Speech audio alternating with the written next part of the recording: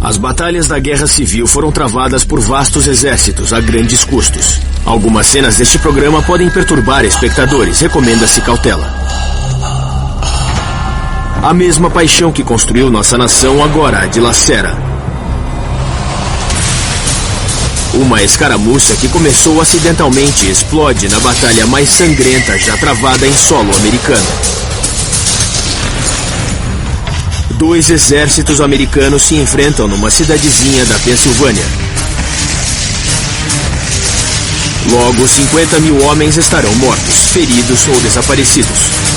Esta é a história de 8 homens que lutaram nessa batalha de 3 dias, que mudaram os Estados Unidos para sempre.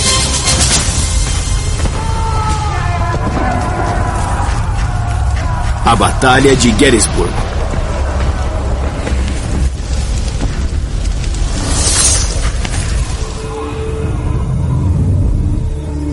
Dois anos após o início da Guerra Civil, o exército confederado invadiu o norte.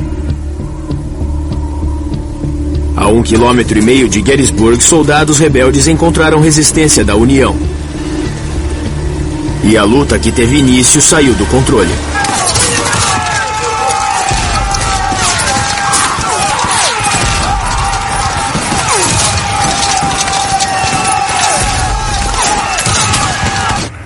Primeiro de julho de 1863, 10 horas da manhã.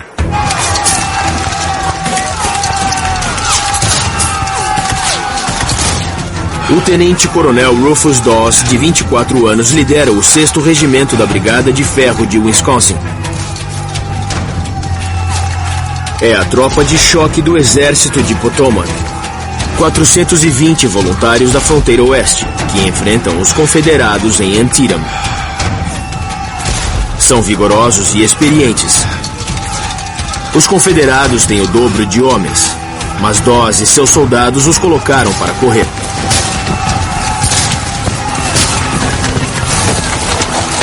Os rebeldes encontraram abrigo num trecho de ferrovia de 180 metros. Agora eles tinham a vantagem.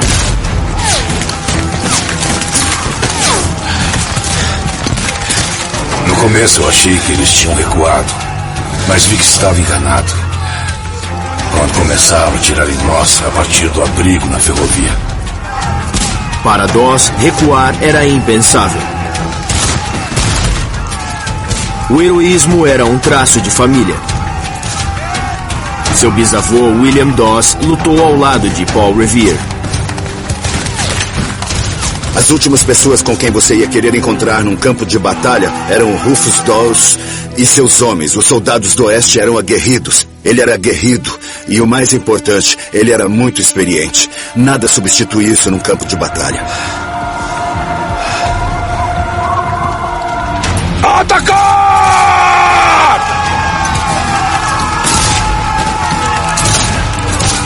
Eram apenas 175 metros até a ferrovia. Dawes perderia um homem para cada metro que avançava. Todo o campo atrás de nós estava cheio de homens que tombavam em agonia e morriam no chão.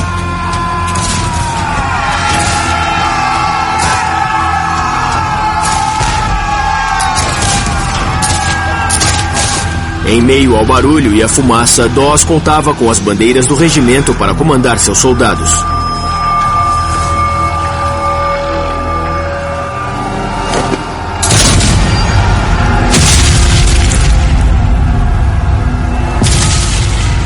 Mas bandeiras são como ímãs para o fogo inimigo.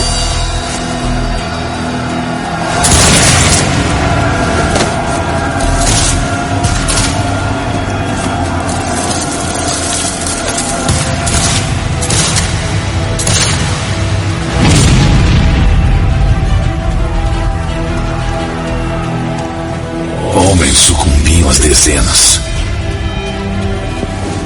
Mas os rapazes se reuniam em torno das bandeiras e seguiam em frente.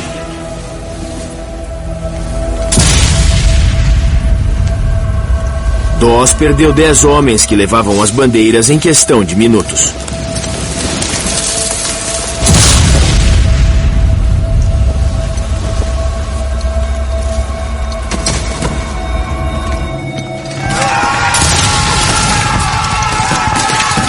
Finalmente, a bandeira confederada estava ao alcance dos homens da brigada.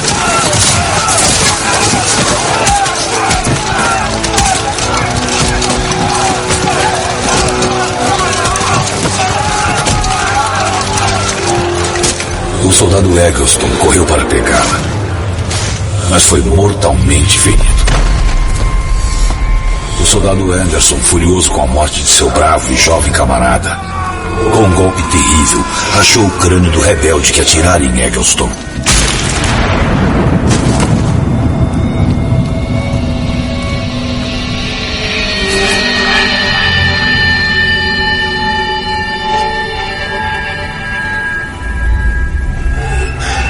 Nessa peleja mortal, o cabo Francis A. Waller conseguiu se apoderar da bandeira dos rebeldes.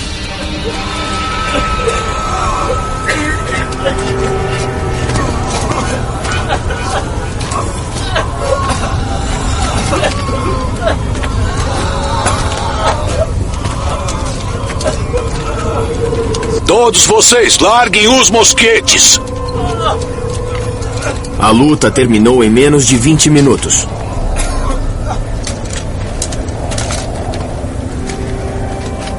...600 rebeldes estavam mortos, feridos ou desaparecidos. Dawes perdeu quase a metade de seus homens. Dawes era um desses raros soldados que, quando tudo está caótico, conseguem pensar com clareza, conseguem encontrar um propósito. Ele sabia que precisava inspirar seus homens com sua presença.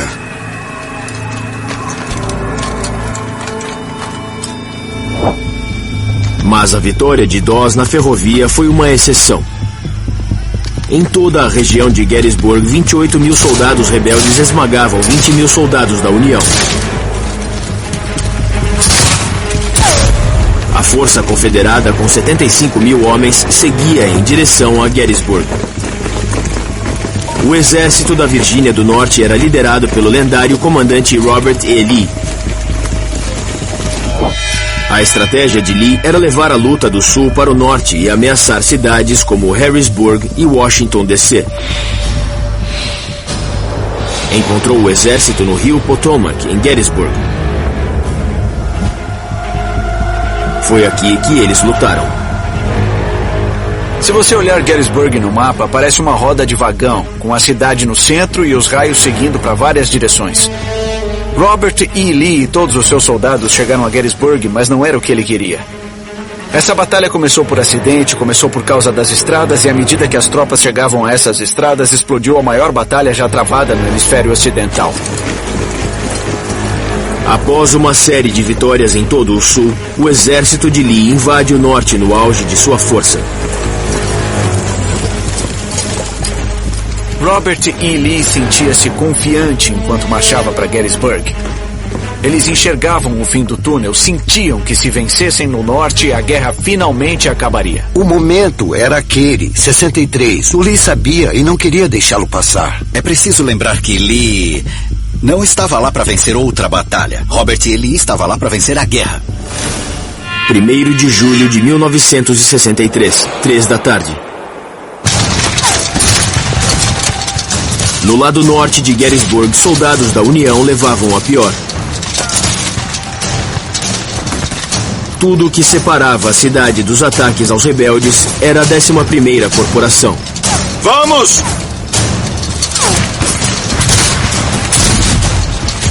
Entre eles, o sargento Amos Humiston, ex-baleeiro e pai de 3 filhos. Ele se alistou depois que o presidente Abraham Lincoln pediu 300 mil recrutas. Amos Humiston era como tantos soldados da União que sentiam um profundo amor pela família e pelo lar, mas que também tinham um forte comprometimento com o exército e com a nação.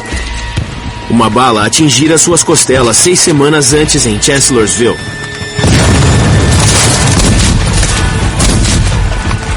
Tudo o que eu peço é morrer na batalha como um homem.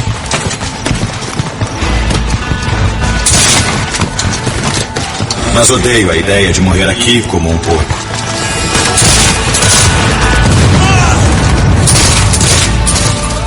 As chances estavam contra ele. Fogo! Quem abria fogo contra a 11ª Corporação da Colina sobre a cidade era o Tenente-General Dick Ewell, recém-designado por Lee. Teimoso, excêntrico, profano. Ewell perdera a perna esquerda combatendo a Brigada de Ferro um ano antes na segunda batalha de Bull Run. Agora ele queria vingança. Fogo! Um mês antes, o lendário segundo comandante de Robert A. Lee, Stonewall Jackson, fora morto em batalha e substituído por Ewell, que precisava fazer jus ao antecessor.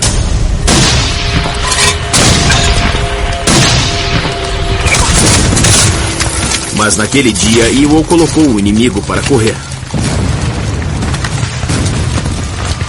Após sofrer 9.000 baixas, os soldados da União deixaram Gettysburg.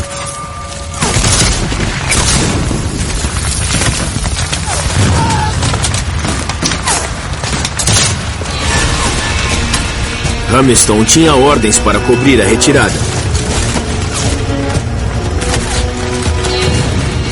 Mas estava sob fogo pesado.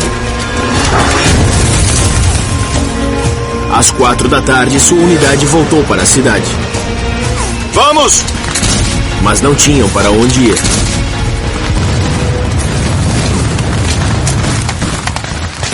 Sob o comando de Ewell, os confederados ocupavam a cidade.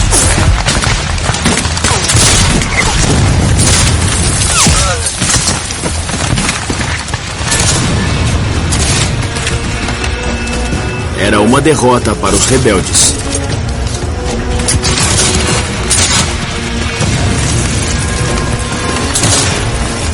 Cercado, Amos Hamilton travaria a maior batalha de sua vida. Vamos!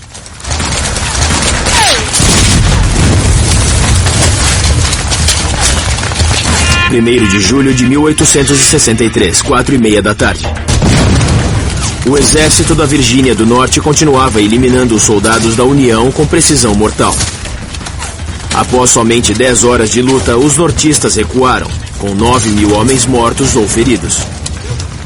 Os rebeldes estavam perto da vitória que Lee almejava. A cada batalha de Lee, a cada vitória conquistada, o que ele não conseguia era destruir o exército de Potomac. Ele apenas gastava capital, sem nenhum efeito estratégico. Lee sabia que o tempo passava e queria continuar lá para destruí-los. O sargento Amos Hamilton arriscou a vida cobrindo a retirada da União. Enquanto os soldados confederados tomavam a cidade. Dos 270 homens do regimento de Hamilton, apenas 18 não haviam sido mortos, feridos ou capturados.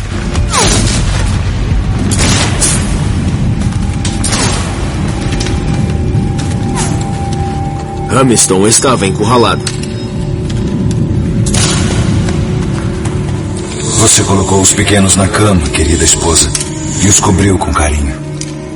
Meu Frank, Ali e Fred. E eles rezaram antes de dormir. Talvez tenham sussurrado o nome de alguém que está longe, em terras sulistas, e que deseja também estar aí, junto de vocês.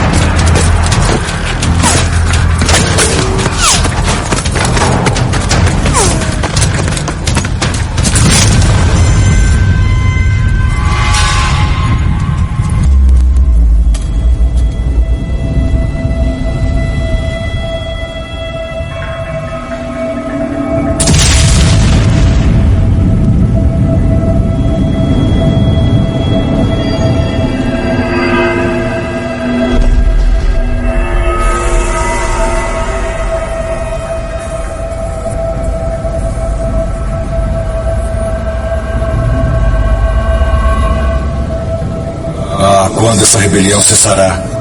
Quando essa maldita guerra terminará? E nós reencontraremos nossos entes queridos, para nunca mais nos separarmos.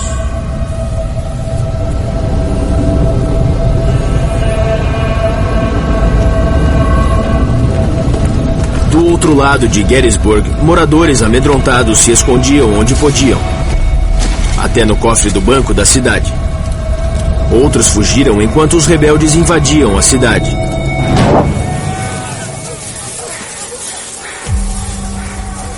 Especialmente negros, que não queriam ser capturados pelo exército rebelde.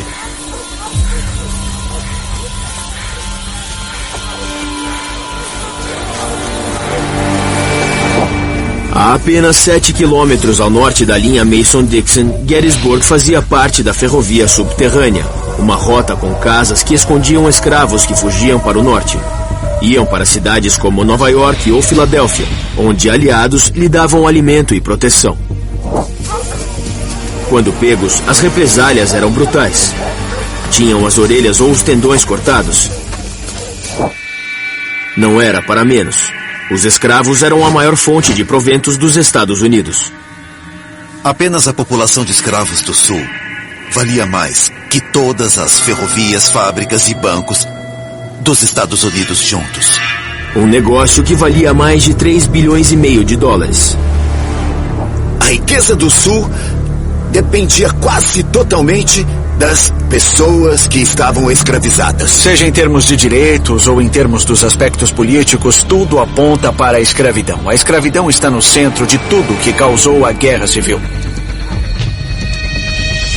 Ao cair da noite, a bandeira confederada tremulava sobre Gettysburg.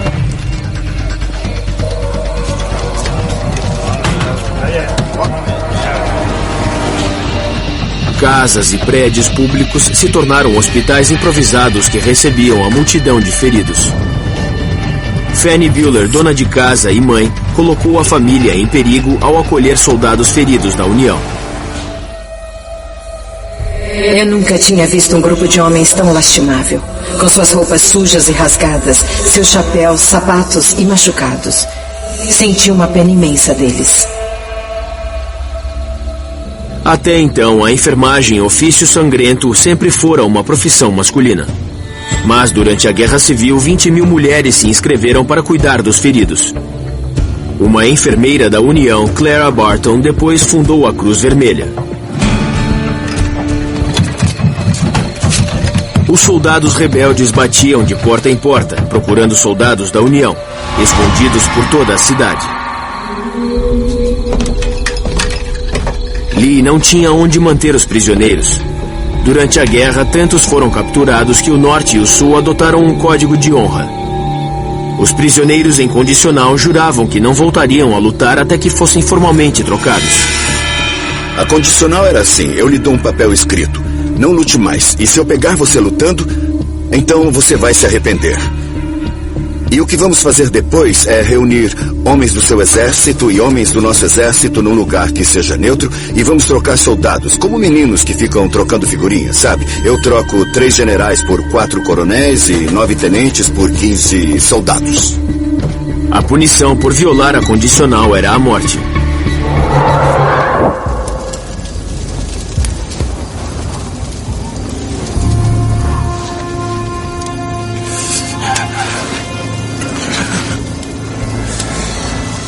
Amos Hamilton estava ferido e sozinho num pátio no meio da cidade.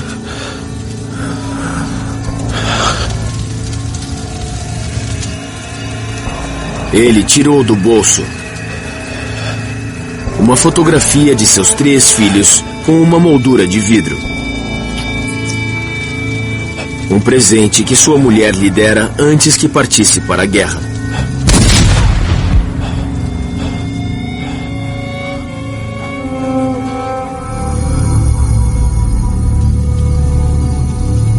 A história de Amos Hamilton comove qualquer soldado. Se você visitar qualquer unidade do exército americano hoje, certamente vai encontrar soldados com fotos dos filhos, da mulher, da namorada, porque isso é um elo tangível com a vida normal deles. A condição de combate não é normal. Você está lá a serviço de seu país, para fazer o que a nação lhe pedir.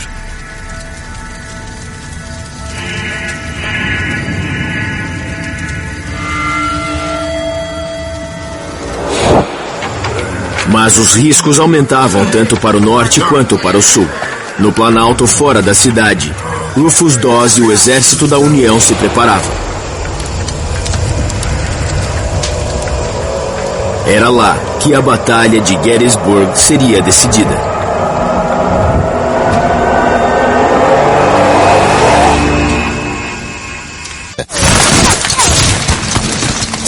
Depois de sofrer pesadas baixas, as tropas da União saíram de Gettysburg, deixando a cidade sob controle dos confederados.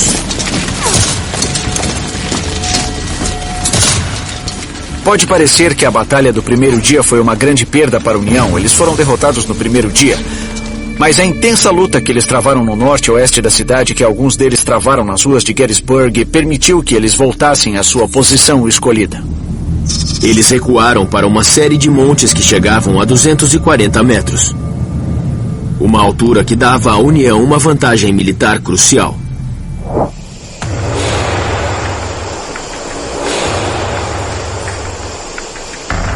Primeiro de julho de 1863, 9 da noite. No Monte Cope, Rufus Dawes e o que restara de sua brigada de ferro cavavam. Tinham uma nova arma, a pá. Construíam parapeitos, uma forma de defesa que remontava aos romanos. Adiante! Sigam em frente! Alguns oficiais achavam que defesas criavam covardes. Mas não Dawes. Após perder metade de seus homens, ele queria toda a proteção possível.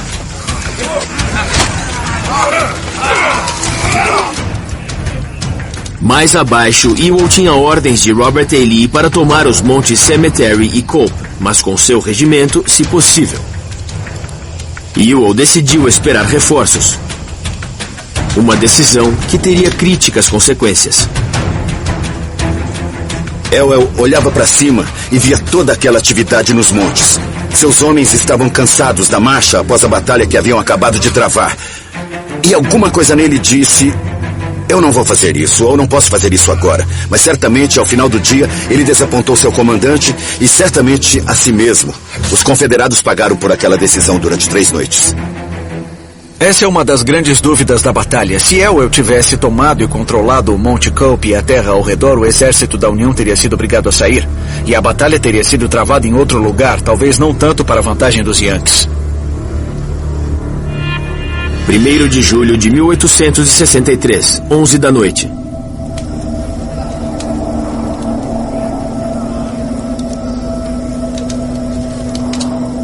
Nos campos ao redor de Gettysburg, dava-se uma sinistra colheita. A dos mortos e feridos do primeiro dia.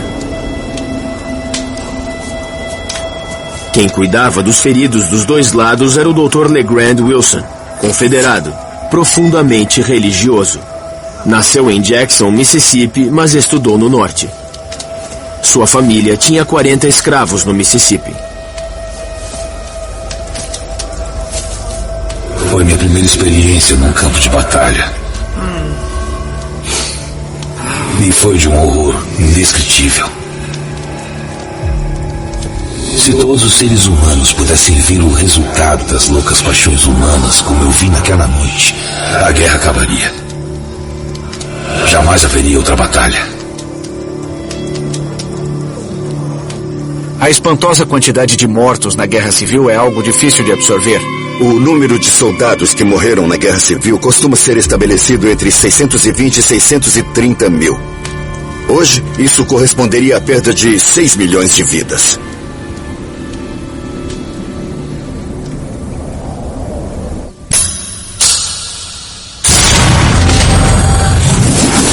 Uma inovação que tornou essa guerra tão mortal foi a bala mini. 90% dos soldados tratados por Wilson tinham ferimentos causados por essa bala. Uma base oca e ranhuras estabilizavam sua trajetória e a tornavam mais precisa.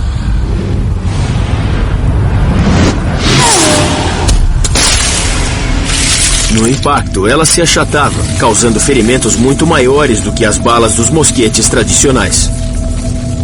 A bala deformada quebrava os ossos, cujos estilhaços perfuravam o corpo. Suas ranhuras continham bactérias letais, que causavam gangrena, cujo único tratamento era a amputação.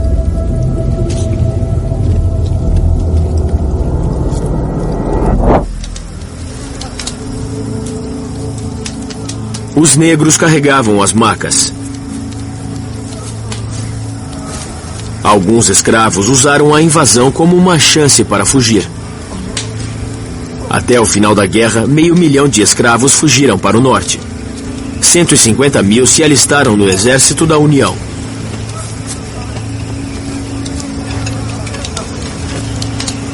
O Dr. Wilson perdeu um membro da família no primeiro dia da batalha.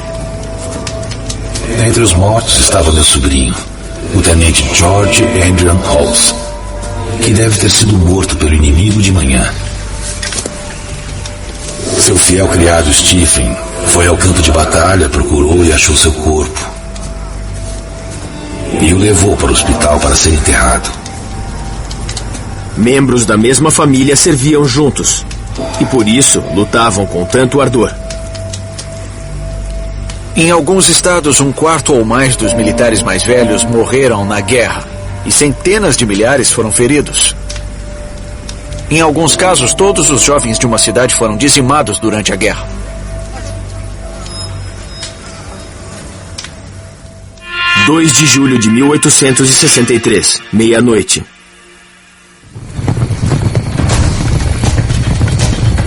Os montes ao redor de Gettysburg.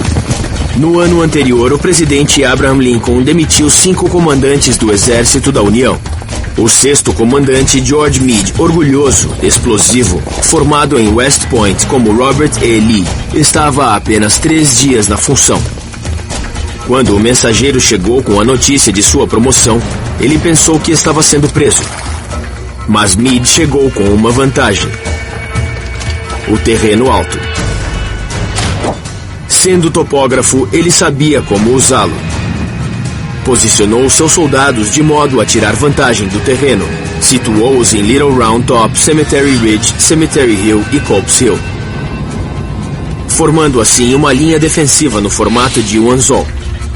Quando os confederados invadissem Gettysburg, Meade poderia enviar homens para responder a ataques de qualquer direção.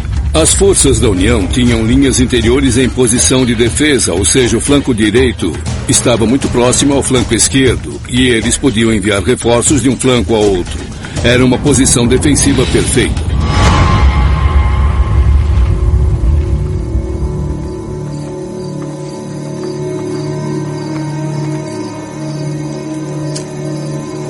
Os soldados rebeldes na cidade não repararam em Amos Hamilton. Mortalmente ferido, ele se preparava para morrer sozinho, apenas com a fotografia de seus filhos. Como eu gostaria de vê-los, ver a mãe deles mais uma vez. Espero que possamos voltar a nos ver um dia. Quando eu os vir, direi bem mais do que eu consigo agora. Comportem-se. Então, adeus. Amos Hamilton sangrou até a morte, sem identificação.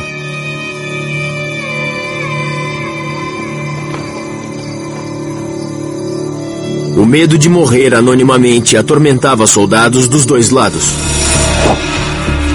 Alguns bordavam o nome no uniforme. Ainda não existiam placas de identificação. Até o final da guerra, 400 mil soldados seriam considerados desaparecidos. Não podemos imaginar a escala de morte, de sofrimento. Ninguém poderia ter imaginado uma tal carnificina.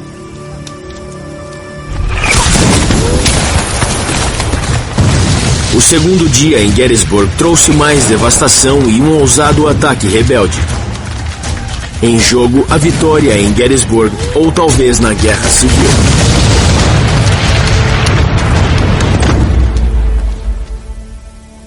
De julho de 1863, meio-dia.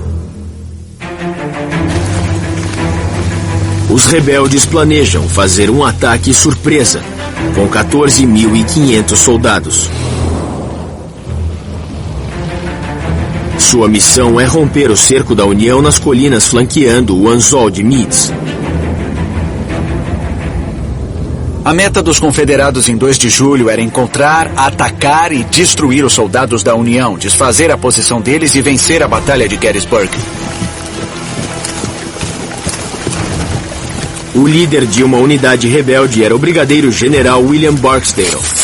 Escravagista, separatista, patriota sulista, nascido em Columbus, Mississippi.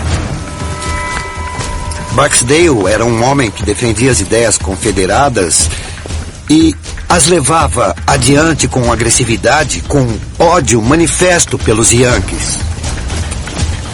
Mas havia um problema. O território à frente dele não fora patrulhado, pois a cavalaria de Lee estava longe, a 19 quilômetros de distância, recolhendo suprimentos. A cavalaria, os olhos e ouvidos de qualquer exército não estava mais em comunicação com Lee. Lee estava cego no campo de batalha. E por causa disso ele não sabia o que a União estava fazendo, e isso, é claro, prejudica qualquer exército. Sem a cavalaria para guiá-las, as tropas rebeldes avançaram até quase ficarem à vista dos soldados da União. Barksdale e toda a força de ataque precisaram encontrar outra rota. Um atraso grave que lhes custou 2 horas. Nesse tempo, Meade reforçou suas defesas. Quando me perguntam, e se houvesse metralhadoras na Guerra Civil, eu digo, esqueça isso. Um par de walkie-talkies teria mudado o desfecho da Guerra Civil.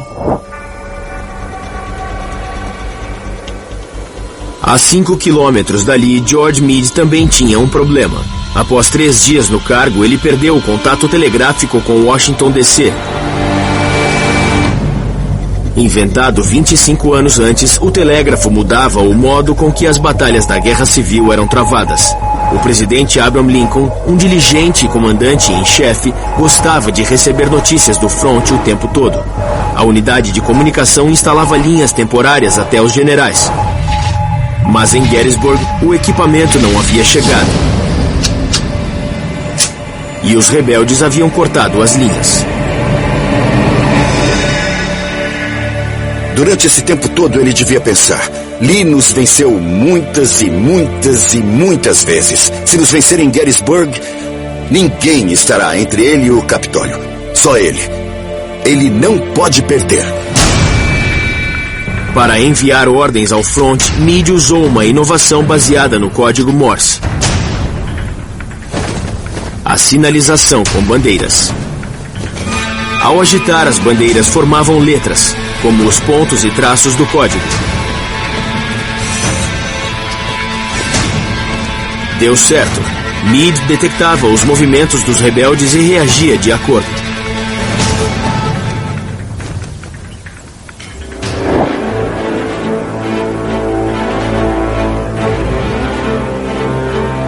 Enquanto isso, no Monte Cope, Rufus Dawes esperava com o que restara da Brigada de Ferro. No dia anterior, haviam rechaçado os rebeldes na ferrovia.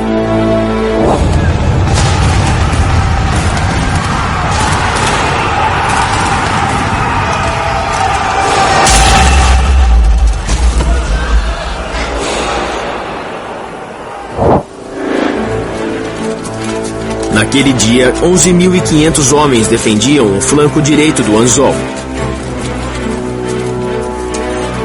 O Anzol de Meade, que se estendia por mais de 5 quilômetros, era formidável. Defesas ao longo do terreno alto tornavam a linha da União quase impenetrável, desde que os soldados permanecessem em posição.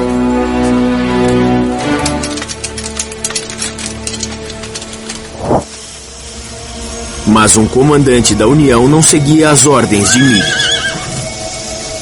O Major-General Dan Sickles.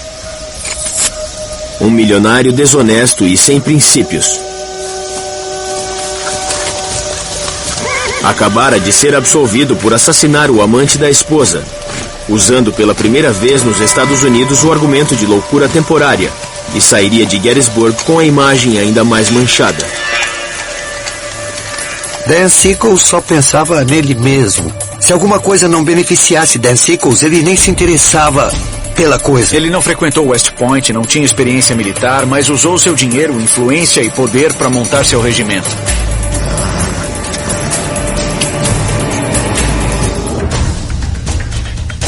Contrariando as ordens de Meade, Sickles avançou demais com sua terceira unidade, quebrando o anzol e deixando os flancos expostos. Um erro que poderia ter custado à União a batalha e talvez a guerra.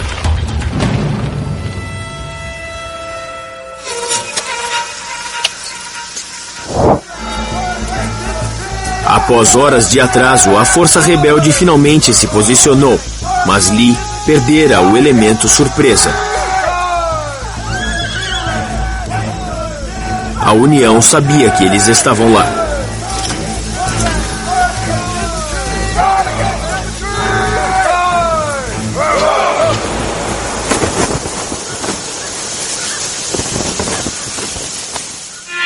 2 de julho de 1863, 4:30 da tarde.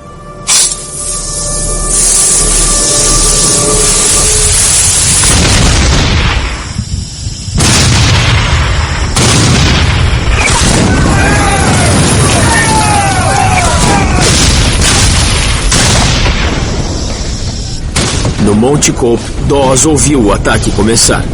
A tempestade da batalha, de repente, começou. Fogo de artilharia e de mosquetes trovejava e explodia por toda parte. Onda após onda de soldados rebeldes lançaram um dos ataques mais épicos da Guerra Civil. Barksdale estava perto da batalha que sempre desejou, mas tinha ordens para não avançar. Vamos avançar! William Barksdale estava pronto, mal podia se conter, mas precisou esperar.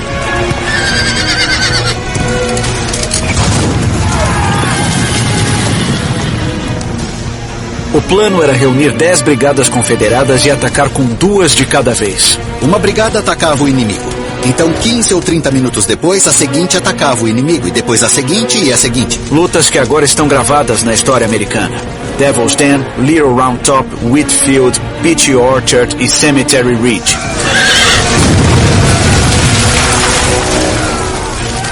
Barksdale viu que o erro de Sickles deixara a União vulnerável, criando a melhor chance para que o Sul conquistasse a vitória. Mas ainda tinha ordens de conter seus homens.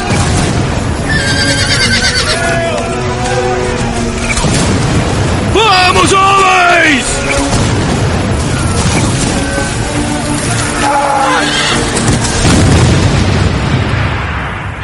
– 2 de julho de 1863, 5:30 da tarde. 60 minutos haviam se passado, mas o regimento de Barksdale continuava esperando. Os gritos dos rebeldes ecoavam no ar. Cada unidade tinha um som único, feroz, selvagem, assustador.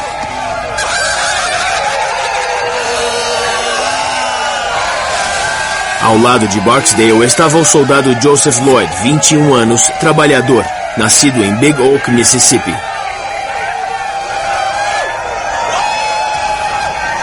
Como portava uma bandeira, era alvo fácil para os atiradores da União. –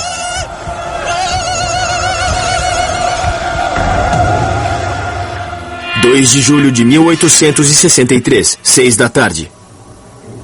Vamos, homens! 90 minutos após o início dos ataques, Barksdale e seus homens finalmente foram liberados para lutar.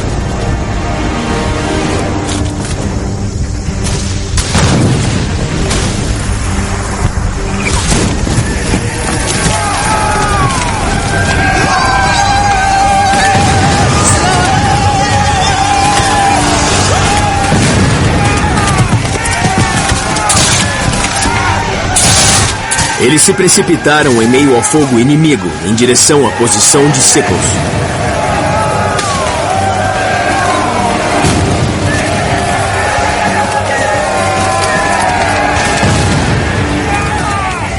O que aconteceu depois poderia mudar o curso da guerra.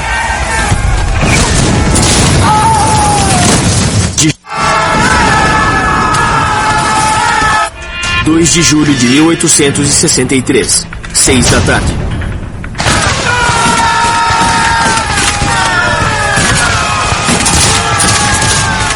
Cheios de adrenalina, seguros de sua causa, William Barksdale e sua brigada do Mississippi finalmente atacaram. Vamos! Seus 1.600 homens eram parte de uma vasta ofensiva. 21 mil soldados atacavam a linha de Meade desde Little Round Top até Cemetery Ridge. Um ataque definitivo com o fim de vencer a Guerra Civil. A missão de Barksdale era romper as defesas da União em Cemetery Ridge.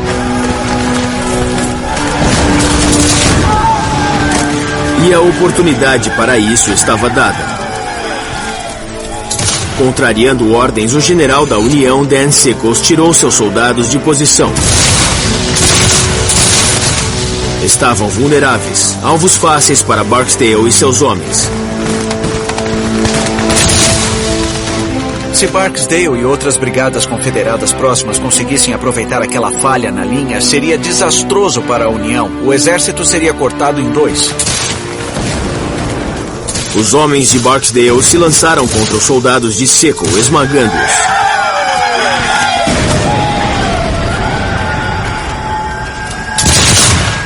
Suas defesas começaram a cair, e toda a linha de Meade poderia sucumbir. William Barksdale e seus homens atropelaram os Yankees. Esmagaram os soldados da União, capturaram várias centenas, se não mais, e depois continuaram a seguir em direção a Cemetery Ridge. Observando do alto do Monte Cope, Rufus Dawes percebeu que o exército estava em apuros. Víamos claramente que nossas tropas perdiam terreno. Milhares recuavam. O suspense e a ansiedade eram terríveis. A linha rebelde avançava. O grito dos rebeldes predominava. A ofensiva de Lee estava dando certo. Ele tinha condições de conquistar a vitória definitiva que buscava. Meade não teve escolha. Retirou 8 mil homens do Monte Cope para rechaçar os rebeldes.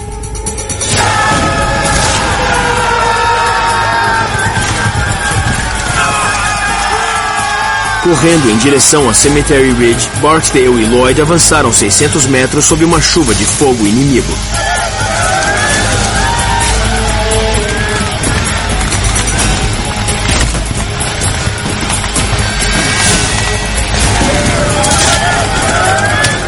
O comandante da União, Dan Sickles, não teve tanta sorte. Uma bala de canhão amputou sua perna.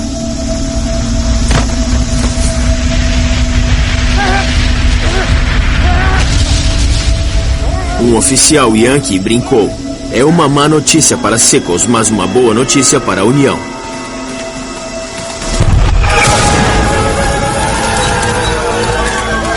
A brigada de Barksdale levou quase 1 hora, mas finalmente cruzou a linha de Sickles.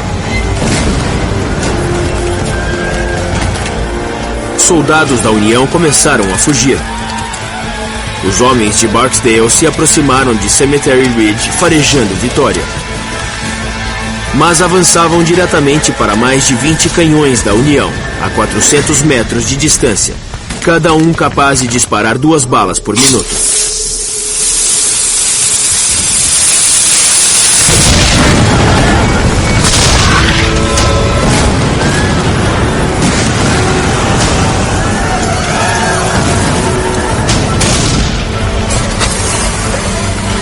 Um saco de pólvora explodia e impulsionava uma bala de canhão de 5 quilos de ferro maciço a mais de 400 metros por segundo.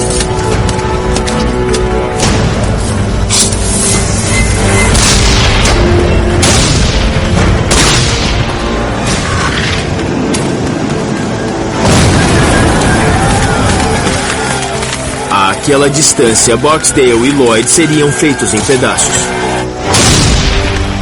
Barksdale foi gravemente ferido durante o ataque. Foi atingido na perna esquerda, era um ferimento perigoso e sangrava profusamente. Pediram-lhe que deixasse o campo, mas ele recusou. Continuou liderando o ataque. Mesmo tendo perdido parte do pé esquerdo, continuou na cela liderando o ataque. Sabia o que estava em jogo. A brigada do Mississippi chegou perto de cruzar as linhas da União, mas os reforços de Meade barraram o caminho de Barksdale e Lloyd. Eu virei para frente e vi o inimigo correndo pelo mato e atirando em nós. Eles tinham vindo do alto do monte. E o valente Barksdale cavalgou até nós e assim mesmo gritou: "Adiante!" Exaustos, os homens de Barksdale finalmente saíram da formação, perdendo o poder de fogo combinado. A bandeira rebelde tornava Lloyd um ímã para balas. Um choque, como se eu tivesse um ferro na mão esquerda e uma ponta tivesse prendido no chão.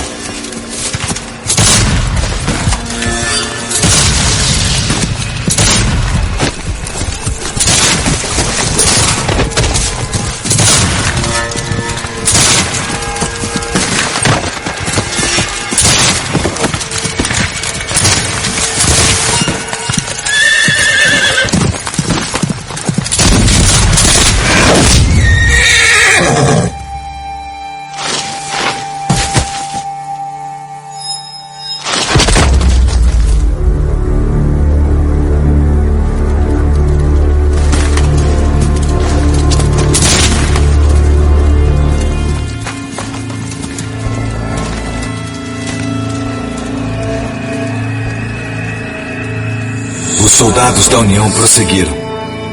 Um deles colocou uma tipóia no meu braço e disse: "Boa sorte."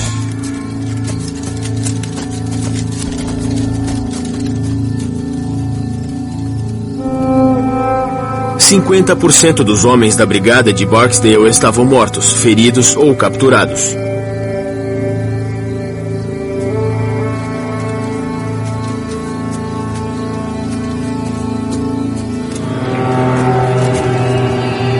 Lloyd quase deixou de notar seu comandante, que tombara. Ouvi um gemido fraco à direita. Virei e vi o general Barksdale. Que decepção quando levei meu cantil até seus lábios para matar sua sede. E vi que uma bala o furara, esparramando toda a água. Ouvi sua última mensagem para sua brigada e o deixei, prometendo que mandaria uma maca. A batalha de Barksdale acabara. Seus últimos pensamentos foram para sua família. Eu nunca lamentei as decisões que tomei. E mesmo morrendo, não as lamento agora. Que Deus proteja e cuide da minha querida esposa e dos meninos. Diga a todos que eu morri como um bravo.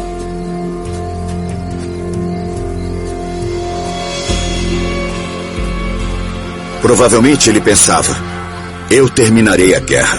Eu serei o grande instrumento que romperá a linha da União ao meio e destruirá o exército do Potomac e eliminará sua oposição ao meu exército de uma vez por todas.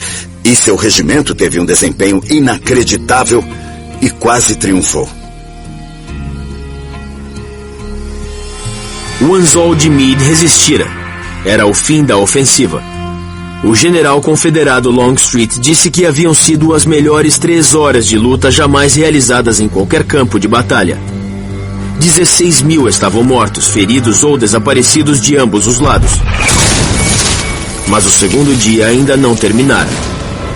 Para afastar os rebeldes, Meade tirou soldados do Monte Cope. Ao cair da noite, apenas 1.400 soldados da União continuavam a defendê-lo. Era uma oportunidade que os confederados não perderiam. Era a grande chance deles. 2 de julho de 1863, 8 da noite. No Monte Cope, Robert E. Lee percebe uma nova chance de vitória. Meade tirou 8.000 soldados do monte para repelir o ataque rebelde. Apenas 1.400 soldados haviam restado. Agora 4.500 rebeldes avançam na direção deles.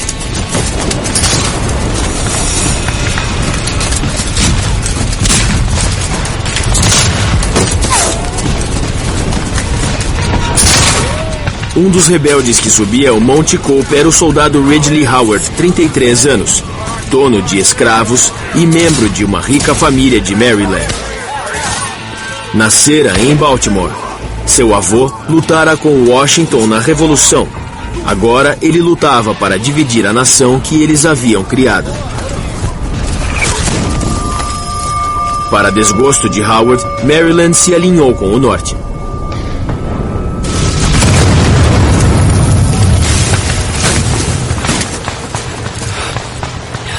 Maryland estava muito dividido na parte leste do estado. A escravidão estava enraizada, arraigada.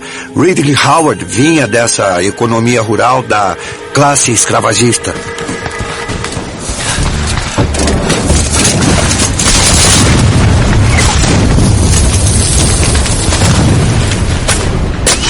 Howard e os rebeldes de Maryland atacaram os soldados da União emboscados no monte.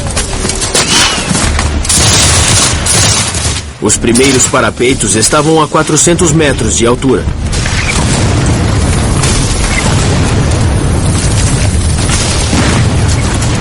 Foi um caos. Balas e projéteis voavam em todas as direções.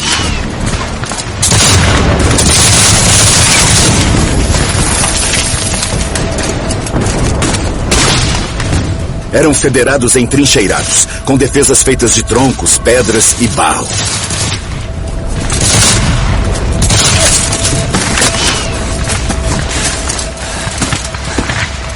Eles deviam estar pensando: esta é a minha última luta. Eu não vou escapar daqui.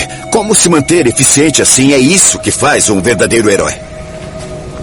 Prosseguíamos em costa acima, nossa linha continuamente rompida pelas imensas pedras das quais precisávamos desviar. Howard enfrentava uma luta tão feroz que um rebelde a chamou de matadouro.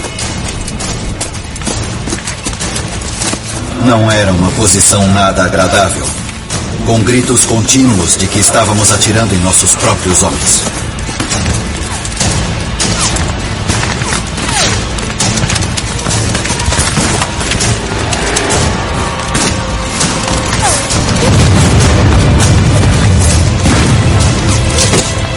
Os soldados rebeldes escalavam o Monte Cope a um preço terrível.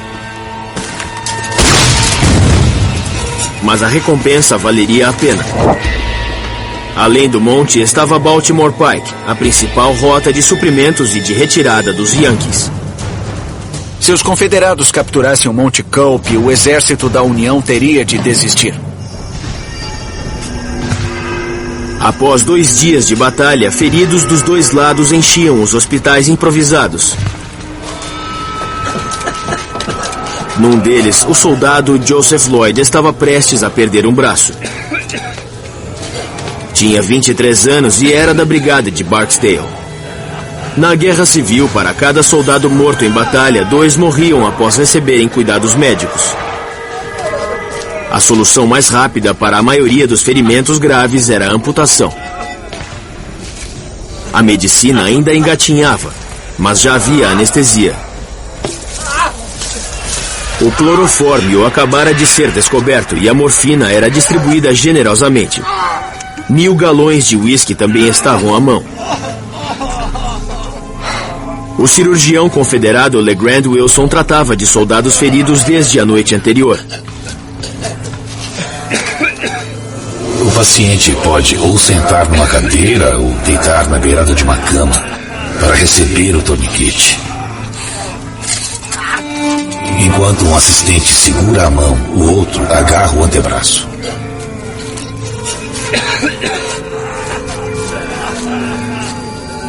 A amputação levava em média 12 minutos.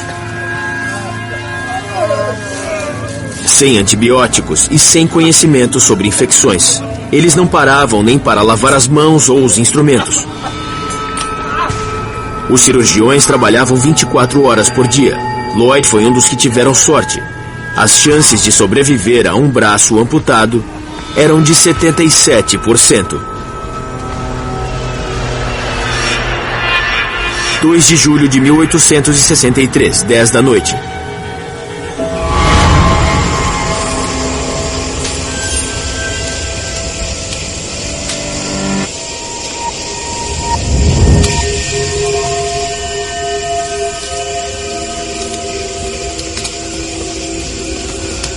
Rufus Dawes e seus homens estavam entre os poucos Yankees que haviam restado no Monte Cope.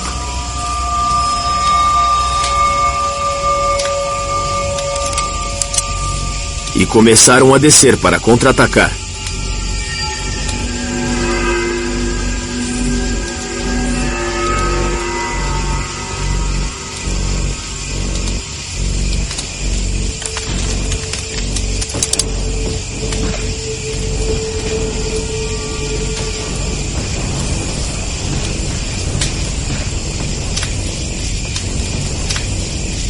É um ataque! Cuidado!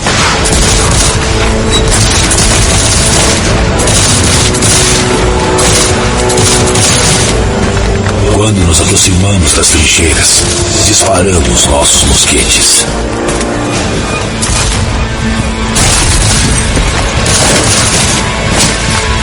Devido à escuridão e à surpresa de nossa chegada, o inimigo atirou cegamente.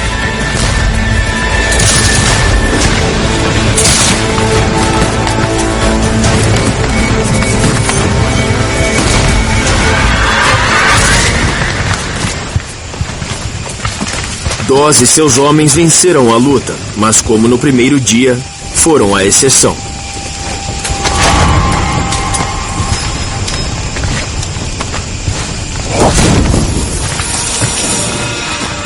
Perto dali, a unidade de Ridley Howard tomou um trecho crucial de defesas e continuou avançando sob fogo pesado.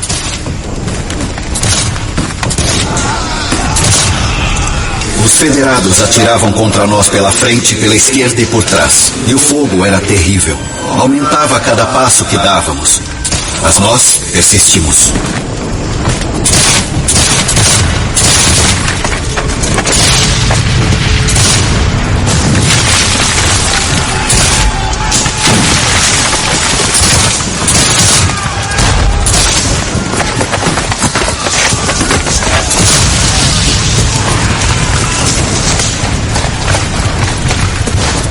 Estavam a apenas 500 metros de Baltimore Pike, uma posição que ameaçaria toda a linha da União. Mas à noite, em terreno desconhecido, uma grande oportunidade foi perdida. Eles estavam na retaguarda do exército da União, estavam no flanco do exército da União. Mas devido a algo tão simples, a escuridão, eles nem sabiam quão perto estavam. Incapazes de distinguir amigos de inimigos, eles pararam de atirar. Se os confederados tivessem conseguido tomar o Monte Cope na noite de 2 de julho e rompido a linha, teriam tomado o centro de comunicações da União em Baltimore Pike, onde também estavam os vagões de suprimentos e a artilharia de reserva. Isso teria forçado Meade a bater em retirada e poderia ter sido uma grande reviravolta a favor dos confederados.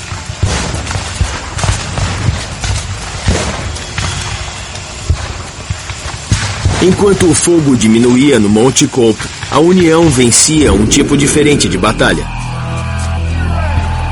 Sua recém-formada agência de inteligência, o Bureau de Informações Militares, tentava descobrir os planos de batalha de Lee.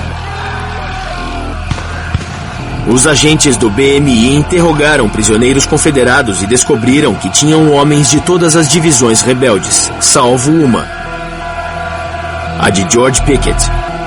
Eram os únicos reforços de Lee. Meade esperava que os rebeldes atacassem no dia seguinte com tudo que tinham. Era bem provável que George Pickett liderasse o ataque.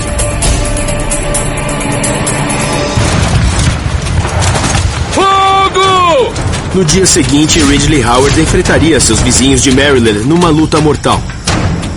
E Robert E. Lee lançaria um último ataque decisivo com a unidade de Pickett.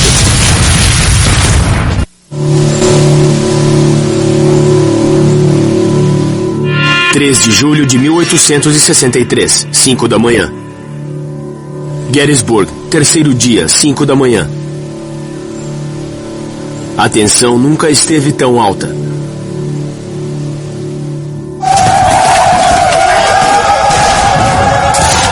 No dia anterior, Robert E. Lee esteve prestes a conquistar a vitória. Tropas confederadas atacaram o flanco esquerdo da União e quase romperam a linha de defesa. Robert E. Lee sabia que havia chegado muito perto. Mas em vão. O general Meade também estava abalado. Sabia que havia sido por pouco. Escapara da derrota por um tris. Agora, as tropas rebeldes ganhavam terreno no Monte Cope e ameaçavam a retaguarda da União.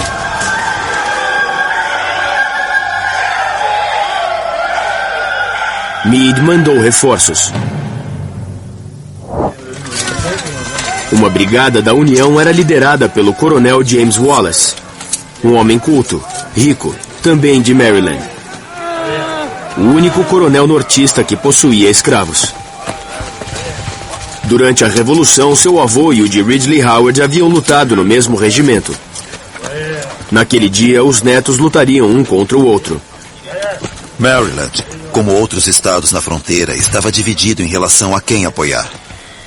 Precisavam decidir de que lado estavam. Maryland era um dos 5 estados na fronteira leais à União, mas lá a escravidão era legal. Escravagistas discutiam com anti-escravagistas.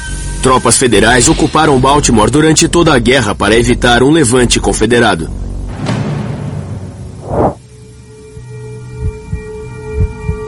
No Monte Cope, a unidade de Ridley Howard preparava-se para atacar. O alvo eram pontos defendidos por soldados federados de seu próprio estado.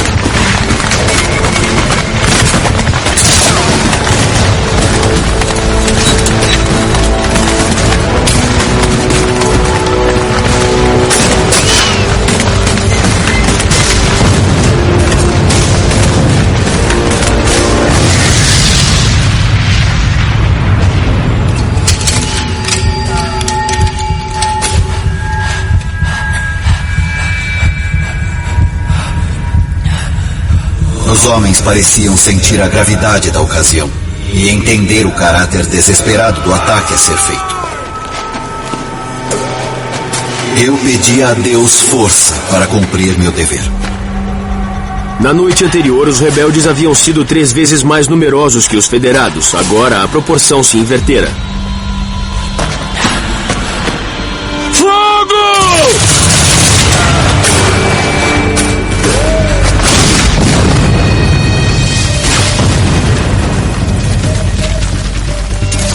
Parecia que toda a minha companhia estava sendo varrida pela chuva de balas e projéteis que caía sobre nós.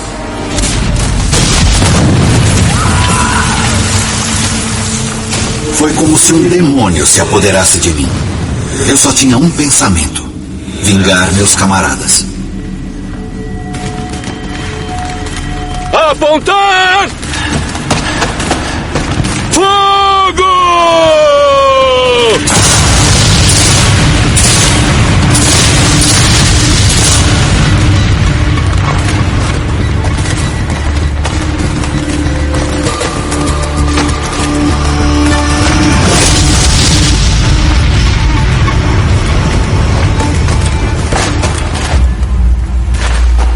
Howard foi atingido por uma bala do Regimento Federalista de Maryland. Senti minha coxa queimar. E era como se todo o sangue do meu corpo estivesse indo naquela direção. É difícil dizer isso, mas estou convencido de que os federados atiraram deliberadamente enquanto estávamos indefesos naquele campo. Um soldado à minha esquerda levou um tiro. E eu também, no quadril. Ferimentos no quadril quase sempre eram fatais. Eu esperava que cada momento fosse o último. Então eu me endireitei, cruzei os braços sobre o peito e esperei minha hora chegar. O tempo pareceu parar enquanto Ridley Howard se preparava para morrer.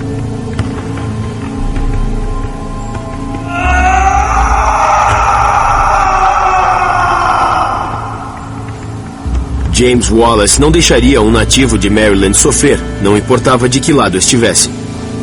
Os primeiros confederados de Maryland nos atacaram e foram esmagados.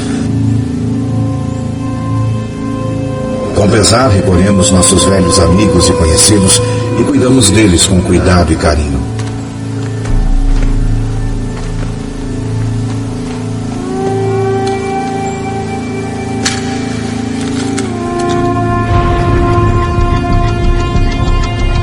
Não sei quanto tempo fiquei lá. Segundos pareciam minutos, e minutos horas. Os soldados de quem Howard menos esperava ajuda correram para socorrê-lo. Os mesmos federados que haviam atirado nele. Eles me perguntaram qual era meu regimento. E eu disse que era o batalhão de Maryland. Eles disseram: "Você sabe que está lutando contra seus próprios homens?" Eu respondi sim. E essa é a nossa intenção.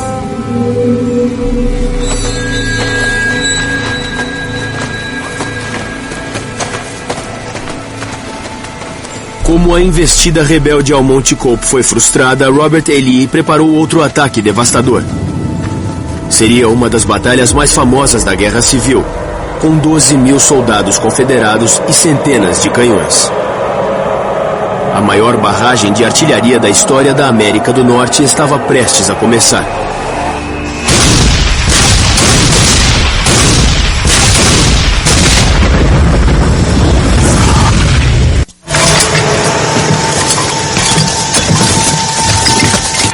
De julho de 1863, 1h10 da tarde. Após 2 dias de ataques e contra-ataques, Robert E. Lee estava prestes a lançar a ofensiva que decidirá a Batalha de Gettysburg e o curso da guerra.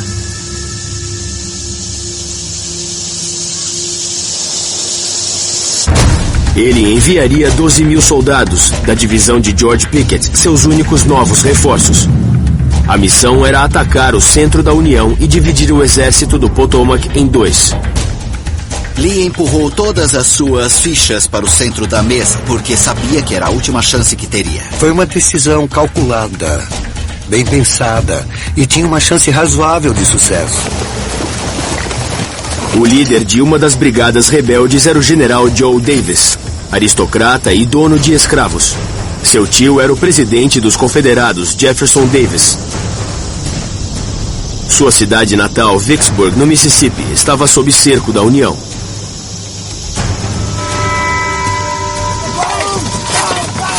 Para enfraquecer as defesas da União, os confederados posicionaram 160 canhões.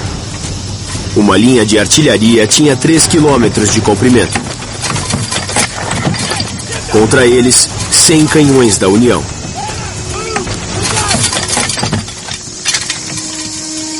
Fazia 31 graus e o calor era brutal. Fogo! Fogo! Fogo!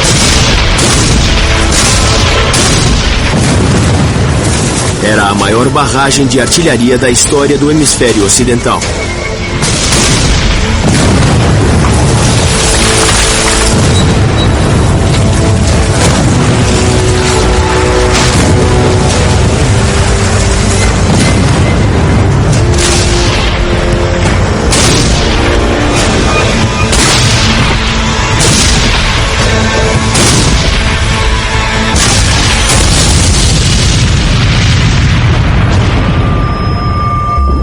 A percussão sacudia os órgãos internos. Esses órgãos, às vezes, em alguns casos, literalmente se rompiam. As membranas do ouvido rasgavam. Por isso, o sangue escorria pelo rosto de alguns soldados da artilharia.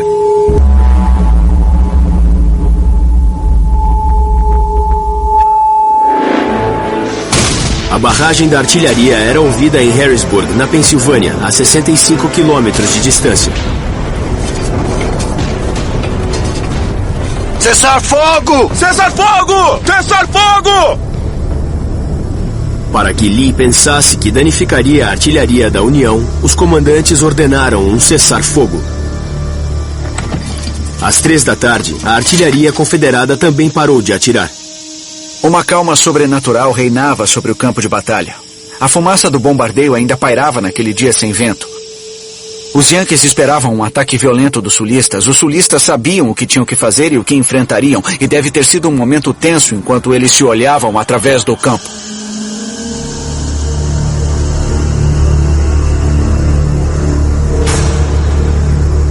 O comando confederado julgava seguro enviar seus soldados. Era hora de começar uma das batalhas mais famosas da Guerra Civil.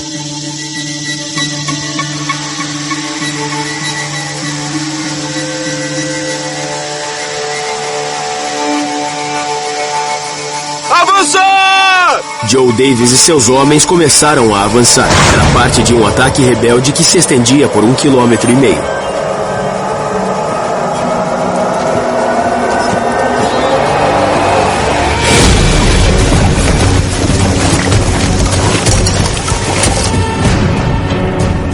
Para alcançar as linhas da União, eles precisavam atravessar 1.700 metros de campo aberto e depois subir uma colina.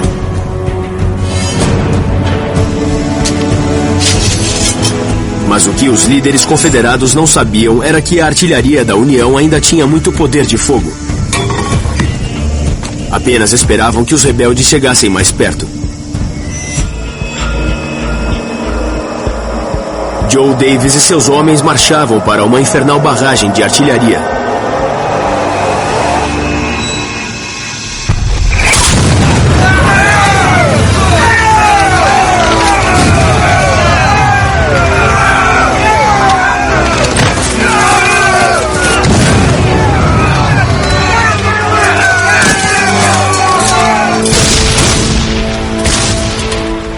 Primeiro, o canhão rifle de artilharia, feito com 4 camadas de 11 centímetros de ferro fundido. Inventado 2 anos antes, eram resistentes e confiáveis e tinham uma abertura com ranhuras de 7 centímetros para aumentar o alcance e a precisão. O canhão disparava balas que explodiam no momento do impacto. Projéteis e estilhaços explodiam sobre a cabeça dos inimigos.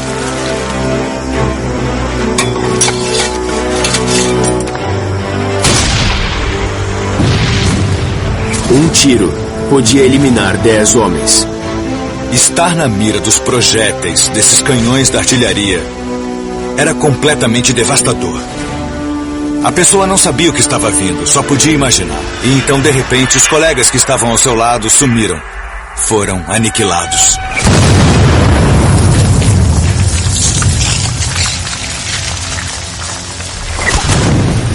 Parar para responder o fogo em campo aberto era suicídio.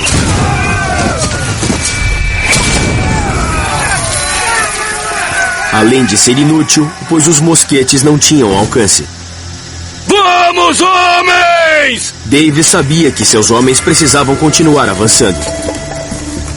Éramos cada vez menos numerosos a cada passo, sob aquele fogo destrutivo que atingia fatalmente nossa frente e flanco esquerdo. Os soldados mostravam grande calma, dispostos a avançar sem parar, fechando os intervalos em suas fileiras. A meio caminho de Cemetery Ridge, os rebeldes entraram na mira do canhão Napoleão. O mais antigo e também o mais popular na Guerra Civil. Disparava 4 tipos de munição, incluindo balas de canhão de 6 quilos. Quando lançadas na frente de soldados que avançam, podem derrubar uma fileira como se fossem pinos de boliche. É difícil entender como eles continuaram avançando diante de tal ataque. Revelaram um altíssimo grau de coragem. Até que pudessem revidar, Davis e seus homens foram apenas alvos de prática de tiro para os federados. O ataque, que ficou conhecido como Investida de Pickett, era barrado a tiros de canhão.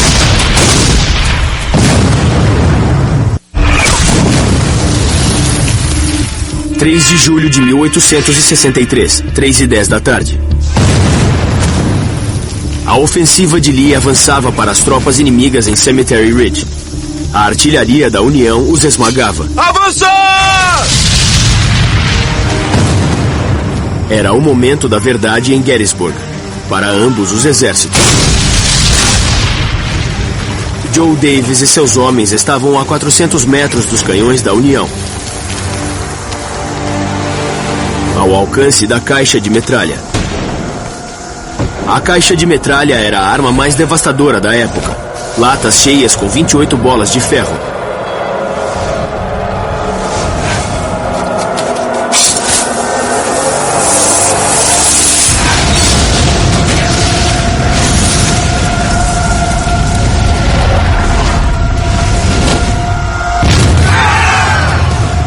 A caixa explodia, lançando as bolas de ferro sobre os inimigos a centenas de metros por segundo. A caixa de metralha transformou o canhão numa gigantesca espingarda. Era capaz de eliminar 20 homens por vez, se não mais. Eles eram totalmente dilacerados. Cabeça, braços, pernas. E era muito desesperador para os outros soldados testemunharem tal cena. 3 de julho de 1863, 3h15 da tarde. Davis reagrupou seus soldados numa estrada de terra a 200 metros da linha da União. Agora estavam ao alcance dos mosquetes dos inimigos.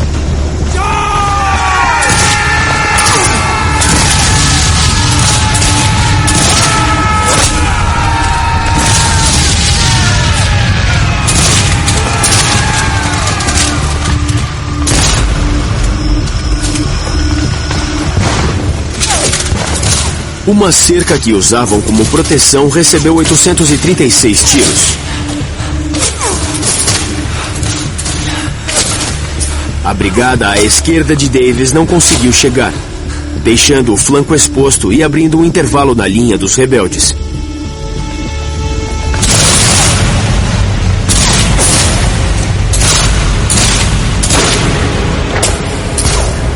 Alguns homens de Davis conseguiram chegar à linha da União e plantaram sua bandeira no chão. Um gesto bravo, mas fútil.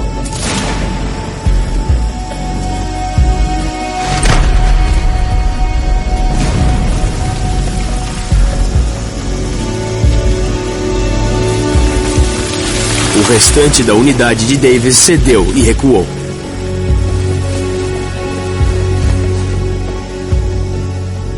3 de julho de 1863, 3h25 da tarde. Numa curva da linha da União, soldados rebeldes de George Pickett conseguiram passar para o outro lado sobre o muro. Os atiradores yankees atiraram a queima-roupa.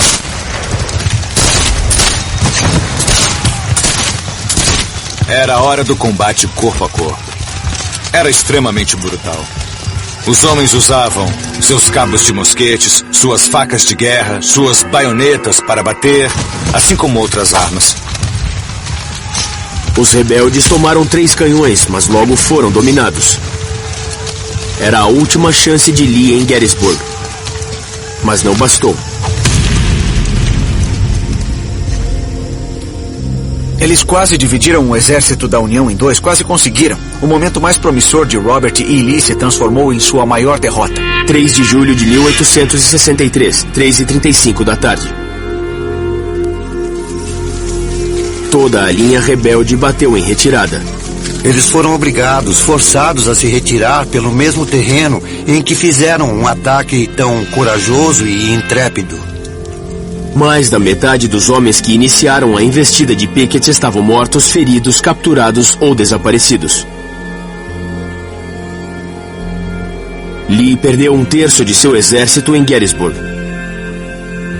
Foi a batalha mais sangrenta já travada em solo americano. Foram mais de 50.000 baixas. A audaz invasão do norte por Robert E. Lee havia fracassado. 4 de julho de 1863. Dia da Independência. Rufus Dawes, da Brigada de Ferro, completava 25 anos.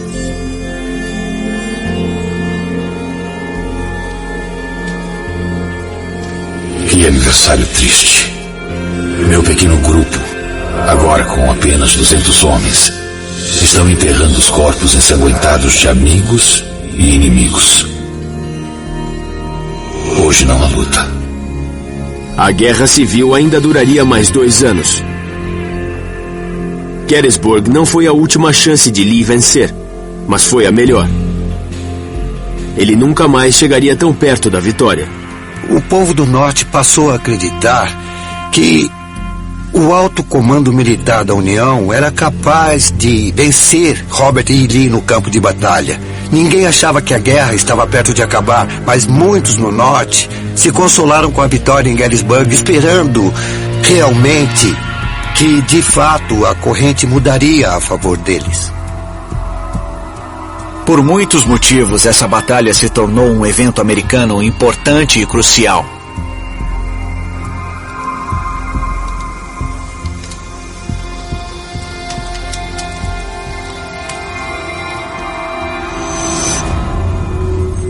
Rufus Dawes deixou o exército em 1864, com sintomas que lembram a síndrome do estresse pós-traumático. Seu filho Charles se tornou o 30º vice-presidente dos Estados Unidos da América ao lado de Calvin Coolidge. Joe Davis despertou para a notícia de que sua cidade natal, Vicksburg, fora tomada por Ulysses S. Grant. Adoeceu gravemente, mas manteve o comando. Acompanhou Lee até Appomattox, para a rendição formal do Sul.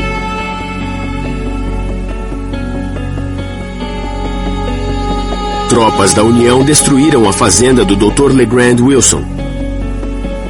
Ele vendeu seu último fardo de algodão e abriu um consultório.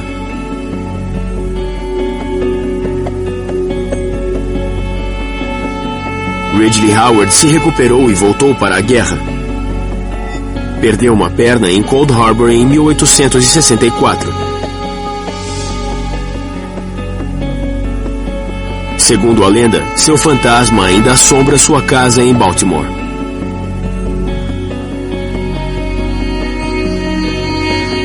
Coube a Fanny Bueller e ao povo de Gettysburg ajudar o exército a cuidar dos feridos e recomeçar a vida.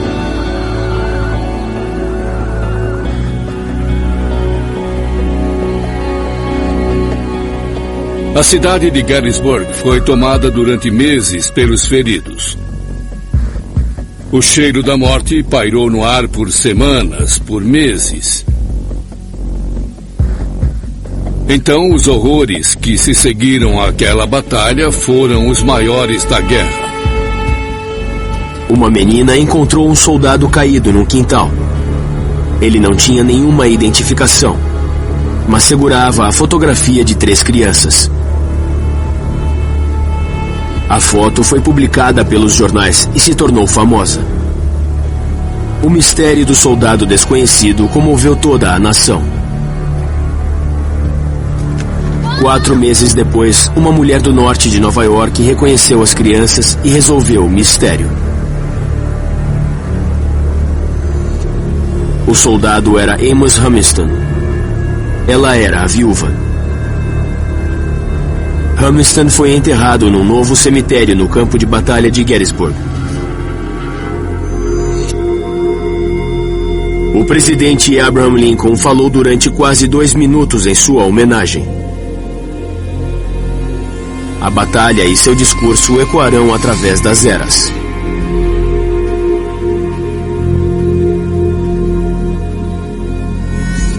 Nós faremos tudo para que esses homens não tenham morrido em vão. Para que esta nação, com a graça de Deus, renasça na liberdade e que o governo do povo, pelo povo, para o povo, jamais pereça.